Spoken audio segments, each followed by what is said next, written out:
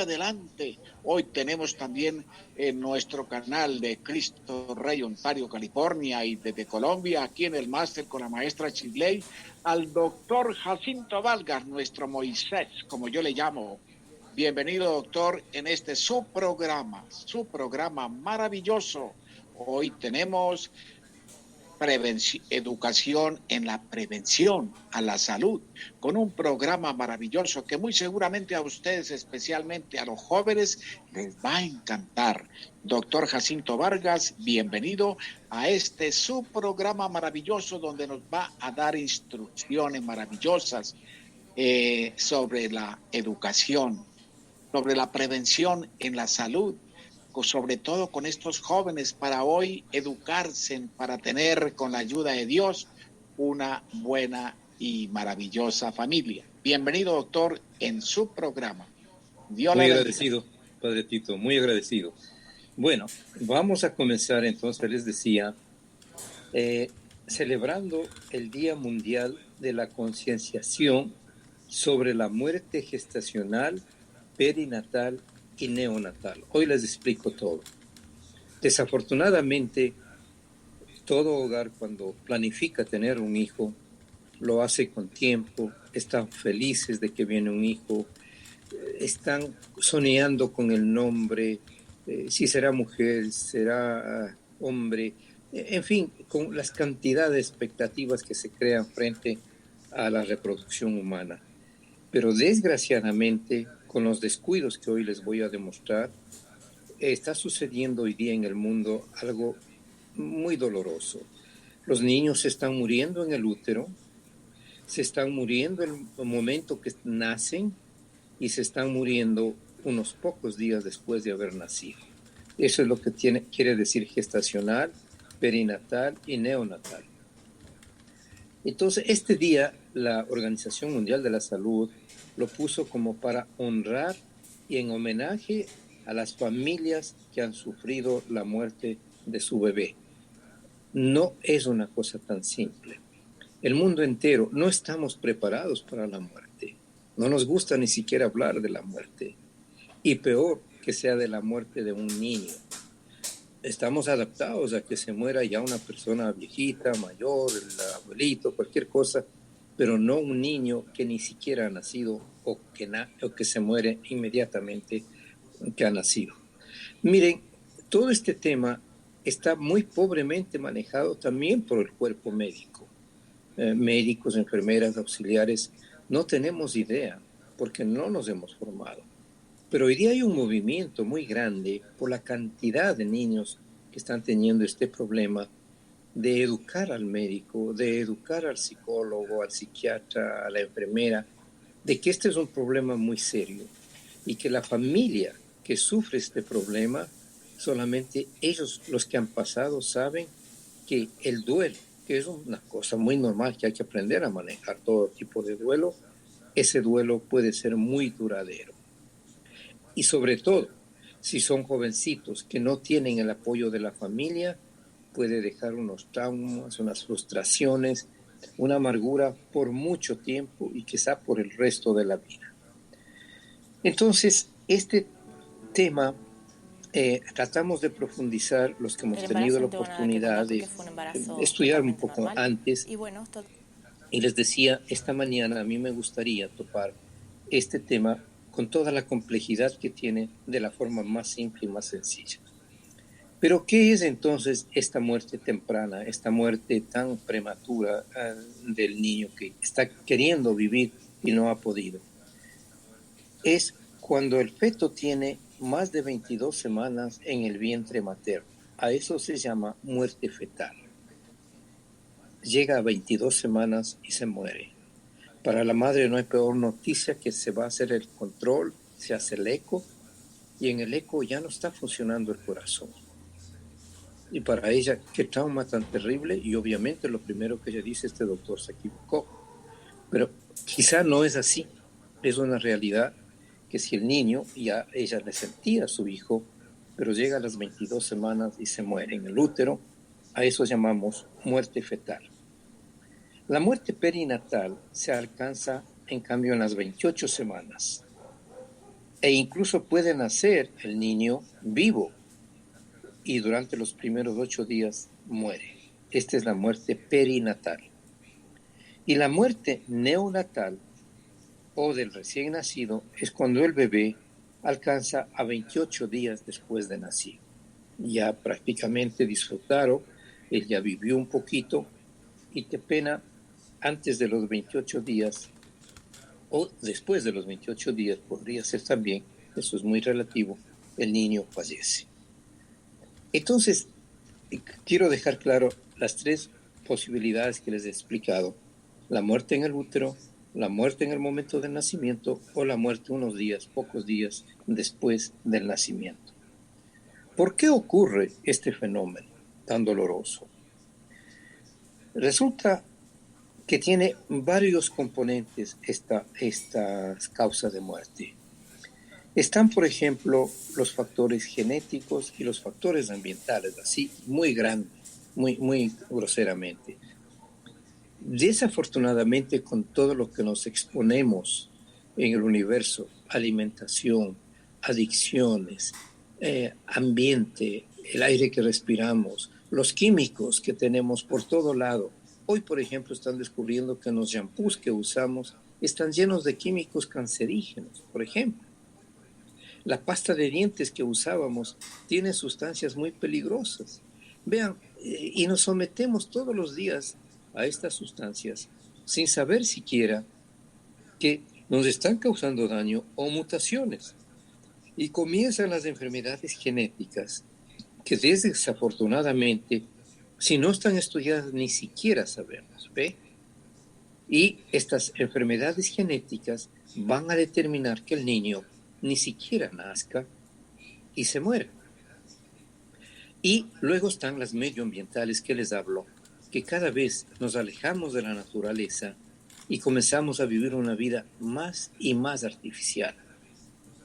No hay cosa más grave en los países desarrollados que tenemos que alimentarnos con todo congelado, refrigerado, conservado, con químicos conservantes, preservantes, y ese medio ambiente nos va a cambiar nuestra vida, desafortunadamente.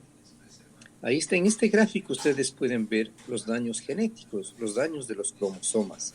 Hay mutaciones y un cromosoma que tiene que ser perfecto puede aumentar en algo que se agrega o puede disminuir en algo que se corta. Es decir, la variedad de mutaciones genéticas es una cosa muy grande. Por eso les decía, son cosas muy grandes que necesitamos una hora entera para explicarles todo esto. Luego vienen los factores de riesgo más fáciles de entender para el público. Los factores de riesgo están dados, los factores de la madre, los factores del feto y los factores de placenta. Esos 3 factores son los más comunes de riesgo. Entonces, vayamos más o menos entendiendo cuáles son los factores de la madre. Por ejemplo, tenemos las enfermedades crónicas. Cada vez vivimos un poco más largo, cada vez la mujer ya no se reproduce solamente en los años 20, que son los ideales, un poquito de los años 30, no más de los 35, y antes era solo para las mujeres, hoy día es para hombres y mujeres, por las mutaciones justamente, pero la edad va a repercutir mucho en una enfermedad crónica. Entonces va a tener un lupus, va a tener una diabetes, va a tener una artritis reumatoidea, o va a tener un SIDA, esas cosas graves que ya se hacen crónicas y cree que, bueno, estoy bien, estoy curado, pero en el momento, si resuelve reproducirse, puede tener serios problemas el niño que viene. Ahí vamos a hablar de un tema trascendental que se une a las infecciones. Y este es el tema dedicado más a los jóvenes. Miren, estamos viviendo una época bastante de todo es relativo. Lo que antes era malo, ahora es bueno, no es malo. Y lo que era, entonces, hay una mezcla entre lo bueno y lo malo. Y ahí está el peligro. Y los jóvenes, muy tempranamente, se someten a una cantidad de adicciones que puede comenzar de chiste con fumar un cigarrillo, con tomar un poco de licor, Y si no tiene control, y si no tiene educación, y no tiene un poco de temor a Dios, una educación religiosa, espiritual, no tiene control. Es un niño, es un adolescente descontrolado y fácilmente están cayendo en las adicciones. Este momento en este país es uno de los temas muy importantes, las adicciones. Los niños jovencitos están comenzando a fumar y creen ellos que porque cambian al cigarrillo electrónico que les están vendiendo desde las escuelas, ya no es peligroso. El electrónico es tan peligroso como el tradicional, el cigarrillo tradicional. No hay ventaja en nada en fumar. Yo no quisiera que los jóvenes nunca fumen. Ahí me responden cuando fuman, bueno, yo fumo solamente marihuana, no fumo más nada. Pero pésimo, también es muy malo. No solamente está destruyendo sus pulmones, sino también su cerebro. Y claro, miren ahora la propaganda y miren lo que hace el comunismo.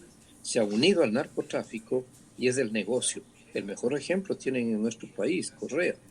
Ahora, Ecuador es el lugar que le llaman las Naciones Unidas de los narcotraficantes. Todos los famosos narcotraficantes están ahí. Y entonces, ¿qué es lo que hacen? Le meten. ¿Qué hizo el presidente? Quitó todos los controles que tenía del tráfico de drogas y permitió que los jovencitos tengan una dosis de droga. Fatal, lo peor de lo peor. Ahora tenemos lo que no teníamos narcotraficantes, ahora tenemos lo que ustedes quieran. Lo que no teníamos jóvenes tan adictos, ahora tenemos por cantidades. Miren cómo se va dañando la juventud, que es presa de las ambiciones, de la codicia de hacer dinero fácil. Y caemos en la tragedia de que países hermosos con jóvenes lindos, inteligentes, ahora son jóvenes que caminan como zombies, están drogados, están terminados, terminan con su familia, terminan con su novia o su novio, están en las calles, se alimentan de la basura y viven con el alcohol, con las drogas y con todo lo más trágico. Y ese momento, ya que no tiene control de ellos, es fácil ver cómo una jovencita tiene relaciones con 4 o 5 hombres, aparece embarazada y ni siquiera sabe de quién es. Y ese mismo momento no sabía que uno de ellos tenía SIDA, tenía hepatitis, tenía herpes genital, tenía muchas enfermedades virales, bacterianas, que son tan peligrosas en una persona sin embarazo y peor si está embarazada. Entonces, este es el tema que tenemos que hacer hincapié. Las infecciones son el tema más peligroso que tiene la gente joven. No pueden vivir una vida sexual desordenada. No pueden hacer lo que ellos quieran.